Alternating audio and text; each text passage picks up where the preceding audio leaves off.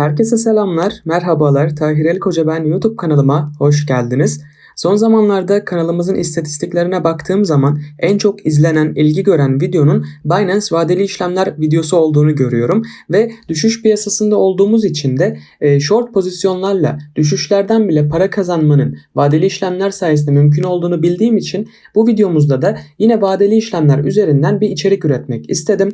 Bir yandan da şunu biliyorum ki kripto para piyasasında işlem yapan birçok kullanıcı bilgisayar değil de daha mobil bir cihaz olan telefon veya tabletleri kullanıyor. Bu yüzden de bugün telefon üzerinden veya bir tablet üzerinden Binance uygulamasıyla vadeli işlemler, kaldıraçlı işlemler nasıl yapılır bunları anlatmaya çalışacağım. Dediğim gibi vadeli işlemler sayesinde hem düşüşlerden short pozisyonlarla kazanç sağlanabiliyor hem kaldıraç sayesinde bakiyenizden çok daha fazlasıyla işlemler yapıyormuşçasına fazladan kazanç sağlayabiliyorsunuz. Tabii bir yandan diğer yönlü de bakarsak daha fazla zarar da edebiliyorsunuz. Ancak genel olarak doğru kullanıldığı zaman vadeli işlemlerle çok güzel kazançlar sağlanabiliyor.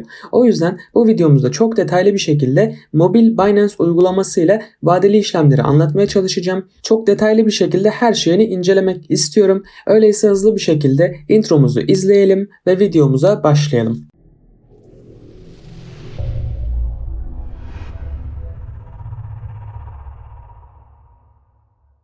Evet, tekrardan selamlar. Ben Apple bir cihaz kullanıyorum. Ancak siz Android, Apple fark etmeksizin uygulama marketlerinden Binance'in mobil uygulamasını indirip telefonunuza kurabilirsiniz. Kurduktan sonra ana sayfası bu şekilde. Biraz karmaşık gelebilir ama inanın bana kullanacağınız kısımları iyi öğrendikten sonra diğer yerler hiç önemli değil. Ana sayfada sizin bilmeniz gereken şeyler şuradaki profil simgesine, sol üstteki profil simgesine tıkladığınız zaman burada Binance Lite var. Eğer sizin uygulamanız Binance Lite şeklinde, yani şuradaki tik aktifse, şuradaki buton aktifse onu deaktif hale getireceksiniz. Yani Binance Pro ekranı kullanacaksınız. Aynen şu an benim ekranım açık olacak. Eğer açık olmazsa Binance vadeli işlemleri kullanamazsınız. Bu uyarıyı geçmiş olayım. Sonrasında aşağı baktığımız zaman ekranımın en altında gördüğünüz üzere ana sayfa, piyasalar, alım satım, vadeli işlemler ve cüzdan kısmım var. Benim burada normal spot alım satım yapmak istediğim zaman ortadaki alım satıma tıklayacağım. Ancak eğer vadeli işlemler, yani Binance Futures dediğim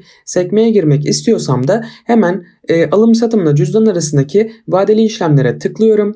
Ve burada vadeli işlemler için yapmam gereken, yapabileceğim, kullanabileceğim tüm araçlarla karşılaşıyorum. Şimdi burada alım satım yapabilmem için Binance cüzdanımda ve Binance Futures cüzdanımda bir bakiye olması gerekiyor. Bunu nasıl sağlayacağım? Şimdi cüzdana tıkladığım zaman burada özet sekmesi var. Özet sekmesinde spot, margin, vadeli işlemler veya diğer bütün cüzdanlarınızdaki parayı toplu bir şekilde görebilirsiniz. Eğer sizin spot cüzdanınızda para varsa ancak bunu vadeli işlemlere aktarmadıysanız spot cüzdanınızda istediğiniz kadar para olsun yine futures işlem yapamazsınız. Bunun için arkadaşlar transfer kısmına tıklıyorsunuz ve bu ekranda da üstte satılacak varlık spot cüzdanı alıcı üzerine tıklayıp USD vadeli işlemleri seçiyorsunuz ve spot cüzdandan USD vadeli işlemlere hangi kripto para birimini transfer edecekseniz onu seçiyorsunuz. Örneğin Binance USD transferi yapacaksanız bunu seçtikten sonra meblağı giriyorsunuz ve transferinizi gerçekleştiriyorsunuz. Ben genellikle USDT kullanıyorum. USDT'ye tıklayayım ve tüm bakiyemi Binance vadeli işlemler cüzdanıma aktarayım. Tamamen ücretsiz ve anlık bir şekilde gerçekleşiyor. Zaten kendi cüzdanlarınız arası transfer olduğu için herhangi bir sorun yaşayacağınızı düşünmüyorum. Şimdi vadeli işlemlere tekrardan gelelim. Bu arada şunu da söylemek istiyorum. Biliyorsunuz Binance'te veya her türlü kripto para borsasında işlemler yaparken komisyonlar ödüyorsunuz.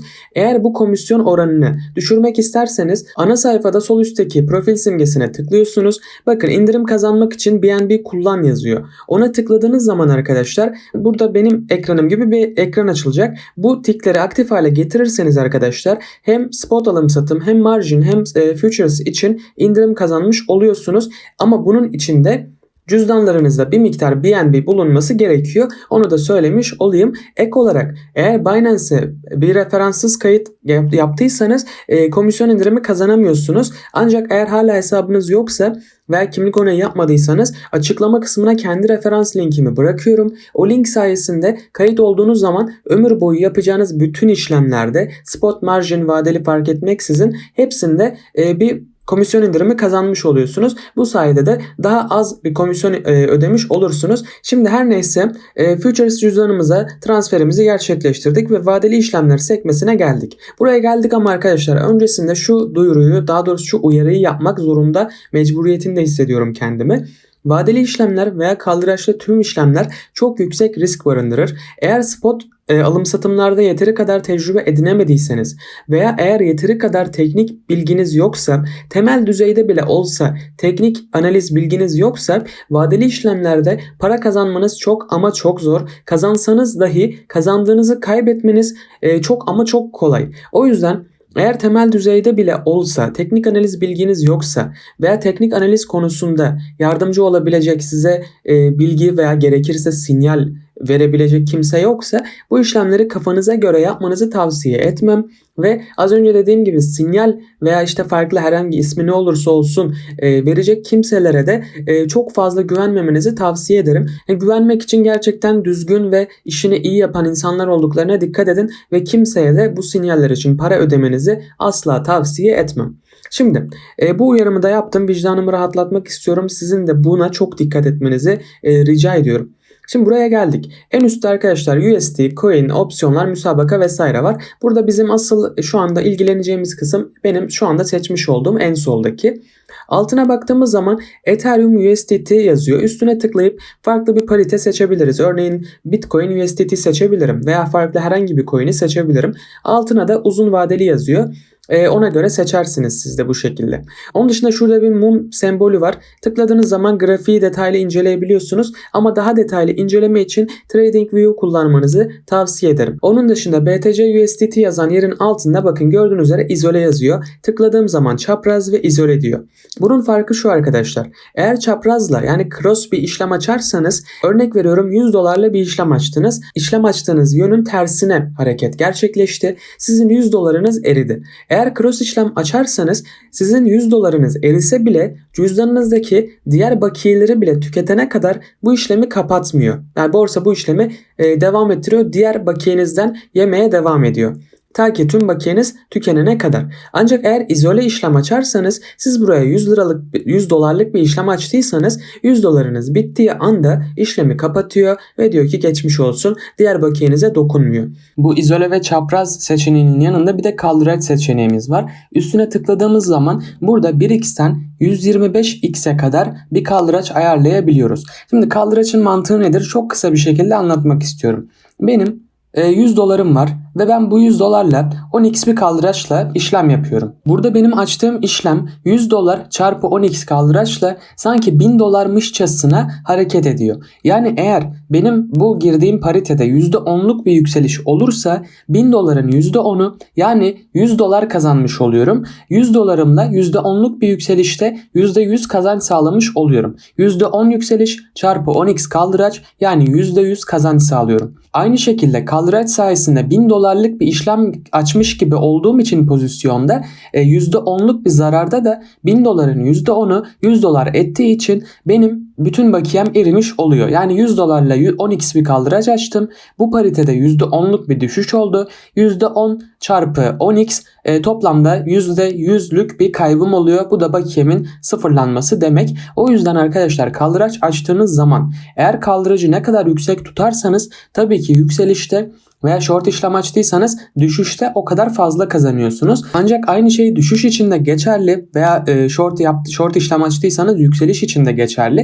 Yani ne kadar fazla kar etme imkanınız varsa o kadar fazla zarar etme olasılığınız da var. O yüzden kaldıracınızı benim size tavsiyem, yani bir abiniz, bir kardeşiniz, bir arkadaşınız olarak tavsiyem en fazla 5x taş çatlasın 7-8x'e kadar açmanız. Ben şahsen 10x kaldıracı yani 100 işlem açıyorsam 1-2 tanesinde kullanıyorum. Onun dışında genelde hep 5x veya 6-7x en fazla bu civarlarda tutuyorum kaldıracı. Tabii ki sizin tercihiniz ama ben sizin ciddi zararlar etmemeniz için, psikolojiniz, sağlığınız için bunu tavsiye ediyorum. Buna dikkat etmeniz yani rica ediyorum diyeyim. Tavsiye bile değil, rica ediyorum.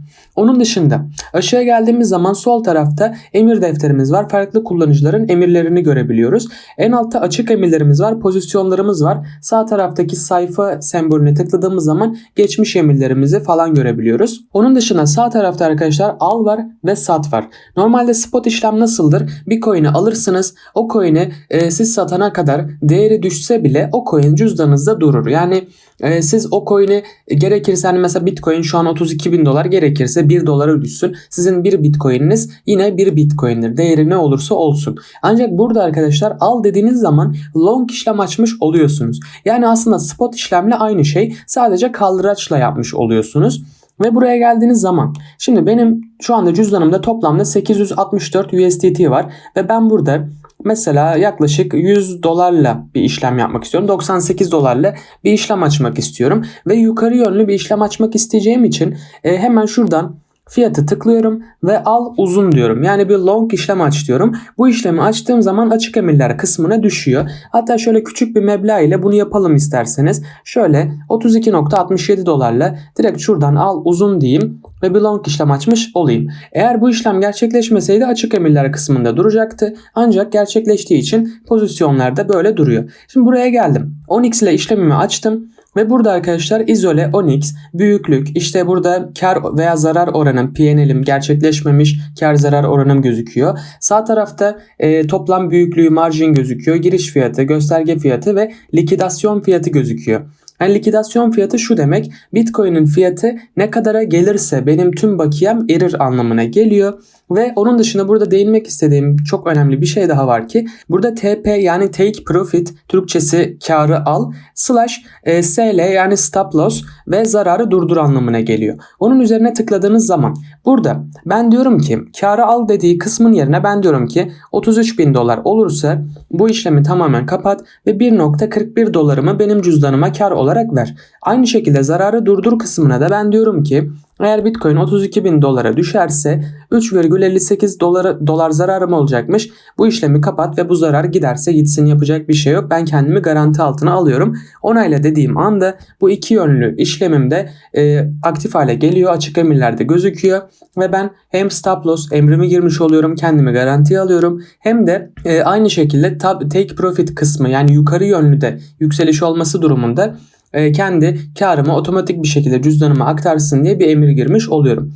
Şu anda gördüğünüz üzere Bitcoin'de aslında çok ciddi bir hareket olmadı ben işlem açtıktan sonra. Ancak 10x bir kaldıraç açtığım için şuradaki P&L'im gerçekleşmemiş, kar zarar oranım böyle biraz hareketli davranıyor.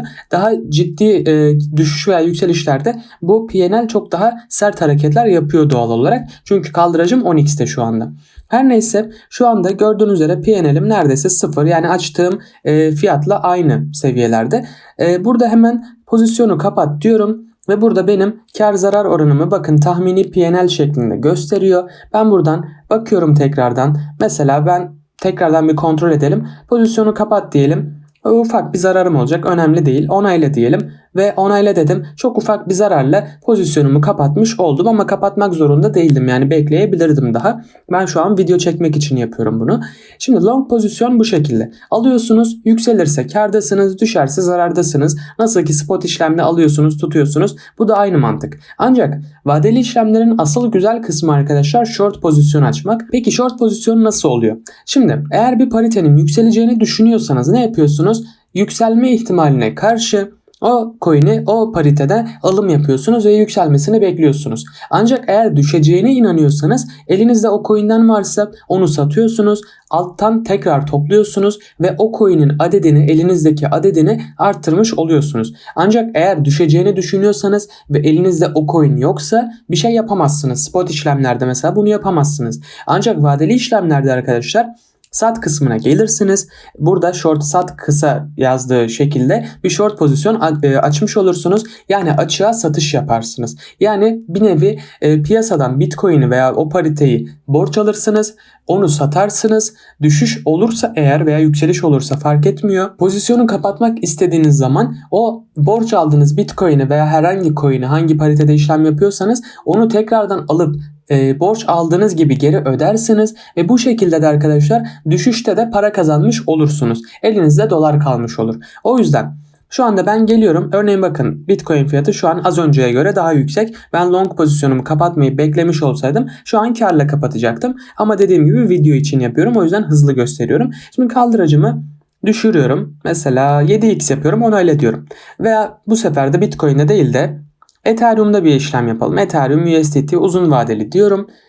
Açtıktan sonra yine sat kısmındayım. İzole 5x kısmındayım. Tamam, hepsi doğru. Şimdi geliyorum arkadaşlar, burada 52 dolar yaklaşık bir short pozisyon açacağım. Geliyorum arkadaşlar, burada direkt işlem açılsın diye şuna tıklıyorum. Sat kısa diyorum ve pozisyonum açılmış oldu. Şu anda ben Ethereum'un düşmesini bekleyeceğim. Eğer düşerse düştüğü oran çarpı 5x kaldıraç miktarında kar etmiş olacağım. Yani burada Ethereum %20 düşerse ben 5 çarpı %20'den %100 kazanacağım. %20 yükselirse 5 çarpı %20 %100 zarar edeceğim. Şu anda gördüğünüz üzere %2 zarardayım. Aynı şekilde take profit stop loss kısmına geldiğim zaman burada karı al zararı durdur emirleri girebiliyorum. Bunlar dışında pozisyonu kapatmak istersem hemen sağ alttaki pozisyonu kapat deyip burada ne kadarlık bir zarar edeceğimi görüp ona göre kapatabiliyorum. Veya üstteki tümünü kapat dediğim zaman da buradaki tüm pozisyonlarımı aynı anda toplu bir şekilde kapatabiliyorum. Sağ tarafta da mesela margin, yani toplam kaç dolarlık bir işlem açtığım gözüküyor. Margin ekle deyip buradan girdiğim işlemi büyütebiliyorum veya işte farklı işlem küçültebiliyorum. Pozisyonu kapat dediğim zaman burada tamamını kapatmak zorunda değilim. %50'sini, 25'ini veya daha az bir miktarını da kapatabilirim. Yani bunun gibi çok çeşitli aslında ufak tefek detaylar var ama ben çok daha detaylara girip kafanızı karıştırmak istemiyorum arkadaşlar. Bunlar dışında neler anlatabilirim diye düşünüyorum. Gördüğünüz üzere şu anda %3 civarı bir zarardayız bu arada. Toplamda 1.97 dolarlık bir zarar olarak gözüküyor. Genel olarak vadeli işlemler bu şekilde. Eğer zarar etmek istemiyorsanız lütfen ama lütfen dikkatli olun. Çok ciddi işlemler yapmayın. Örneğin ben şu an %2, %3 civarı zarardaysam bu 5x değil de 20x olsaydı bu zarar çok daha yüksek olacaktı. Tamam, kazanınca gerçekten yüksek kaldıraç çok güzel kazandırıyor ama kaybedince de hani gerçekten psikolojinizi, sağlığınızı bozacak şekilde düşüşler, zararlar yapabiliyor arkadaşlar. O yüzden çok dikkatli olmanızı tavsiye ederim. Şimdi dilerseniz bu işlemi şöyle kapatalım. Onayla diyelim ve işlemimiz kapanmış oldu. Ufak bir zararla kapatmış olduk. Şimdi ben burada rastgele long veya short pozisyon açıyorum ama sizin bunu teknik analize göre yapmanız gerekiyor veya haberlere göre yapmanız gerekiyor. Bunun için Twitter'da çok güzel hesaplar var. Gerçekten bu işte çok başarılı olan fenomenler var. Hani birçoğu gerçekten yani öylesine yapıyor. Hani para kazanmak için yapıyor ve takipçilerin çok düşündüğünü söyleyemem ama gerçekten düşünenleri, umursayanları ve para kazandırmak için çabalayanları bulursanız onların işlemlerini mümkün mertebe kendi süzgecinizden geçirip taklit edebilirsiniz arkadaşlar. Bu şekilde vadeli işlemlerle para kazanabilirsiniz. Bunlar dışında vadeli işlemler hakkında anlatabileceğim çok da bir şey yok. Dediğim gibi lütfen uyarılara dikkat edin. Yüksek kaldıraç kullanmamaya çok dikkat edin. Başka da söyleyebileceğim bir şey yok. Son olarak tekrardan söyleyeyim. Eğer hesabınız hala yoksa açıklama kısmına komisyon indirimleri referans linki bırakıyorum. O linkle kayıt olarak ömür boyu geçerli komisyon indirimi kazanmış oluyorsunuz. Bunlar dışında da YouTube kanalımıza abone olmayı, Twitter'dan, Telegram'dan takip edip grubumuza katılmayı unutmayınız. Bu videomuzun da böylece sonuna gelmiş olalım. Bir başka videoda görüşünceye dek kendinize çok iyi bakın. Hoşça kalın.